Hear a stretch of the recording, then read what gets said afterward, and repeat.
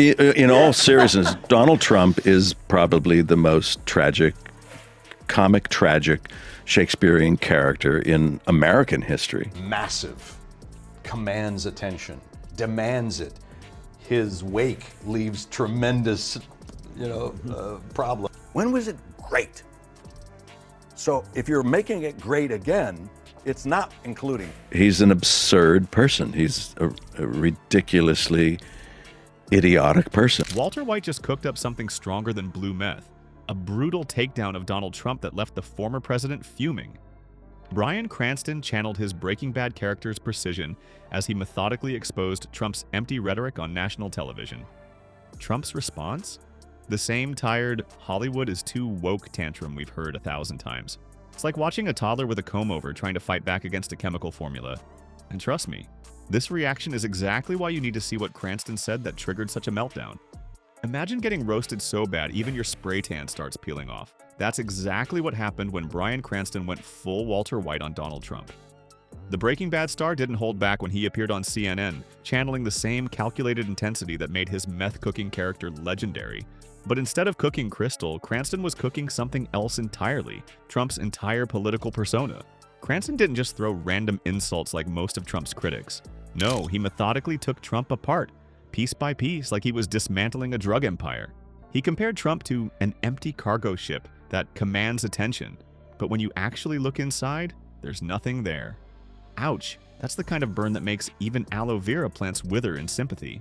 Just ask yourself from an African-American experience, when was it ever great in America for the African? He's a supreme narcissist, and he runs because he wants the title. He really wants the title that we have never seen before. But he is an anomaly to presidential politics in America. I think he's an anomaly to humankind. Make America great again. My comment is, do you accept that could possibly be construed as a racist?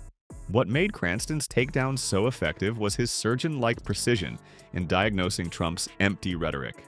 He perfectly mimicked Trump's repetitive speech pattern. Great, great, great, huge problem. Problem, problem, great, great, great. We've all heard Trump speak like a broken record, but Cranston's imitation exposed just how little substance exists beneath all those repeated words. It's like opening a fancy gift box only to find it stuffed with newspaper, all packaging, no present. Then came the knockout punch. Cranston delivered a brutal assessment that Trump wants the title of president but doesn't want the job of president. That's like wanting to be called doctor without going to medical school, or wanting to be called a billionaire while hiding your tax returns. Cranston basically called Trump the ultimate political poser, someone who craves the applause but runs from the responsibility. You know what's fascinating? Cranston's decades of acting experience gave him the perfect toolkit to spot another performer. It takes one to know one, right? While Cranston transforms into characters to tell stories, he essentially accused Trump of playing president without actually being one. It's like the difference between an actor playing a doctor on TV versus someone pretending to be a real doctor. One knows they're performing, the other believes their own fiction. The contrast with Walter White couldn't be more striking. White, for all his flaws, approached problems with meticulous planning and scientific precision. He didn't just complain about things. He calculated, strategized, and executed solutions, sometimes literally. Trump, as Cranston pointed out, offers nothing but complaints without solutions. He's all diagnosis with no prescription, all problem with no plan. It's like going to a doctor who only tells you you're sick, very sick, tremendously sick, without offering any treatment. What made this interview so riveting was watching it gradually escalate. Cranston started with measured criticism before systematically dismantling Trump's entire political approach. He didn't need to yell or get emotional. With the calm demeanor of someone explaining a chemistry formula, Cranston exposed Trump's fundamental emptiness. It was like watching a master chess player who knows they've won 5 moves before their opponent realizes they're trapped. The killing blow came when Cranston exposed the core truth about Trump. He's all bluster with zero substance. Just like Walter White's enemies who underestimated the quiet chemistry teacher, Trump seemingly never expected this level of precise deconstruction from an actor. Cranston didn't need blue meth to prove his point. He had something more powerful, the truth, delivered with the confidence of someone who studied his subject thoroughly. Trump likes to portray himself as this tough, unbreakable force in American politics.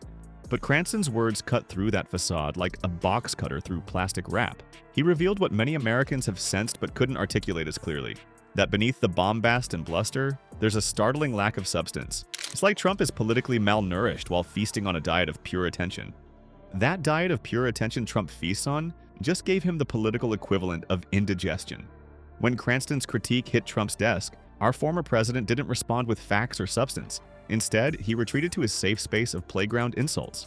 The man who claims to counterpunch harder somehow managed to throw the weakest jab in political history.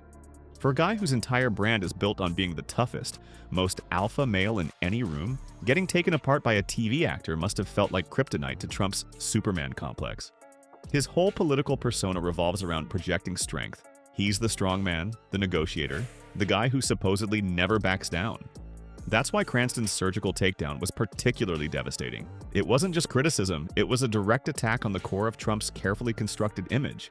Trump's response followed his predictable playbook to the letter. When faced with criticism he can't actually refute, he immediately labeled Cranston as just another woke Hollywood elite. It's his favorite security blanket when celebrities call him out. Don't address what they said, just claim they're part of some grand conspiracy against him. It's like watching someone bring a plastic spork to a gunfight. While Cranston delivered surgical precision, Trump's comeback strategy involved his usual word salad insults about liberal actors who should stay in their lane. What's particularly interesting is that Trump couldn't engage with a single actual point Cranston made. Not one. Instead of defending his rhetoric or leadership style, he went straight to his tired old game of vague accusations. It's the political equivalent of a kid putting his fingers in his ears and yelling, "I can't hear you." When you can't attack the message, attack the messenger. Trump 101. The irony meter absolutely exploded when Trump started claiming Cranston and other critics are out of touch with real Americans. This coming from a billionaire who literally lives in a gold tower. The man flies around in private jets, has never stood in a grocery checkout line, and probably hasn't pumped his own gas since the Reagan administration. Yet somehow, the guy who eats fried chicken with silverware wants us to believe he's more connected to everyday Americans than anyone else. Trump's relationship with celebrity is fascinatingly contradictory. He attacks famous people who criticize him with the fury of 1,000 suns, calling them irrelevant and uninformed. Yet at the same time, he desperately craves their approval. Remember how excited he was when Kanye showed up at Trump Tower? Or how he constantly name-drops celebrities he claims are his friends? It's like watching someone get rejected at the cool kids table and then claiming they never wanted to sit there anyway. The contrast between Trump's thin-skinned reaction and Cranston's delivery couldn't be more striking. While Cranston calmly laid out his case like a prosecutor presenting evidence, Trump responded like a defendant having a meltdown in court. One presented arguments, the other presented grievances. One offered analysis, the other offered tantrums. The weakest part of Trump's response was how perfectly it proved Cranston's point. By offering nothing of substance in his defense, only childish insults and vague complaints about Hollywood elites, Trump essentially handed Cranston a victory lap. It's like being accused of having no meaningful ideas and responding with, you're stupid." Not exactly a masterclass in proving your intellectual depth. If there's anything we learned from this exchange, it's that Trump continues to be all bark and no bite. For someone who built his reputation on being a tough-talking street fighter, his actual response to criticism is remarkably fragile.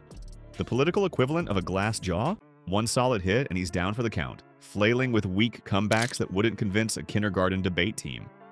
If there's one thing more fragile than Trump's ego, it's the collective feelings of his devoted followers. Within hours of Cranston's takedown, MAGA supporters transformed into an angry mob with one clear target: the man who dared to speak truth about their beloved leader. The actor who brought us one of TV's most complex characters suddenly became public enemy number one in MAGA world. Funny how truth hits these folks harder than Walter White's Blue Crystal hit Albuquerque. The hypocrisy train pulled into the station right on schedule. MAGA supporters immediately rushed to social media with their favorite defense mechanism, the stay in your lane argument. Seriously? These are the same people who elected a reality TV star with zero political experience, yet suddenly they're deeply concerned about the political qualifications of checks notes, someone commenting on politics. The mental gymnastics here deserve a perfect 10 from the Russian judges. Actors should stick to acting, they shouted from their keyboards, completely missing the irony that their hero's main qualification for the presidency was pointing at people and saying, "You're fired," on NBC primetime. These folks weren't just moving the goalposts, they were loading them onto a truck and driving them to another stadium entirely. The cognitive dissonance on display was nothing short of spectacular. Rather than engage with any of Cranston's actual points, the substance of the critique, MAGA influencers went straight to their trusty playbook of deflection. They couldn't refute his points, so instead, they attacked the messenger. Classic playground tactics, but with hashtags. "He's just another elitist Hollywood liberal looking down on real Americans," they cried, desperately trying to spin Cranston's factual assessment as some kind of coastal snobbery. Because apparently, accurately describing someone's behavior is now considered elitist. By that logic, weathermen are elitists for telling us it's raining. How dare they impose their precipitation agenda on us? The MAGA defense strategy is about as sophisticated as a third grader caught stealing cookies. When confronted with evidence, just yell, "Nah, and blame someone else. But their favorite move in the Trump protection playbook? The magical diagnosis of Trump derangement syndrome. Ah yes, the mysterious condition that affects anyone who criticizes their golden calf. It's truly amazing how they've medicalized political disagreement. You don't love our guy? You must be mentally ill. What a convenient way to avoid facing uncomfortable truths. Let's be real though, if anyone's deranged, it's the folks who treat politics like team sports and their candidate like an infallible deity. Cranston simply stated observable facts about Trump's rhetoric and approach to governance. The reaction from Trump supporters wasn't just defensive, it was religious in its fervor. How dare this heretic speak ill of their orange messiah? The real kicker in all this?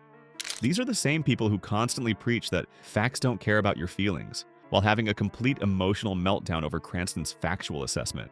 They mock liberal snowflakes all day long, but the moment someone criticizes Trump, they turn into a blizzard of outrage and hurt feelings. The lack of self-awareness would be funny if it wasn't so dangerous to democracy.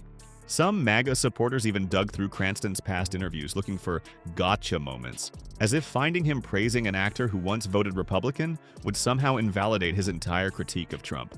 This isn't political discourse, it's obsessive fan behavior. These aren't voters, they're groupies with ballot access. What's most telling is that not a single MAGA defender could actually counter Cranston's central point, that Trump offers lots of complaints, but zero solutions. Instead, they attacked Cranston's career, his looks, his age, and even his Breaking Bad character. They'll criticize everything except the actual substance of the argument because, deep down, they know he's right.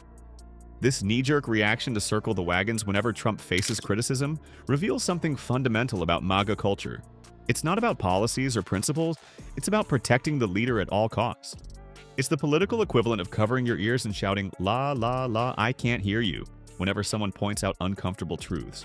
And so the curtains close on this political drama where Breaking Bad's Bryan Cranston just schooled the former president in a masterclass of accountability. What makes this exchange so delicious isn't just the takedown itself, but how it exposed the fundamental difference between real leadership and whatever Trump's doing. Cranston reminded us all that true leaders own their mistakes, instead of playing the victim card faster than Trump can say witch hunt. The contrast couldn't be clearer. One man speaking truth with the precision of a chemistry formula, the other throwing a tantrum that would make a toddler say, "Grow up." In the end, America got to witness a rare moment of clarity, when someone finally held a mirror up to Trump's empty promises and showed there's nothing behind the orange curtain. The lesson: when it comes to substance over style, maybe our politicians should start taking notes from Heisenberg after all.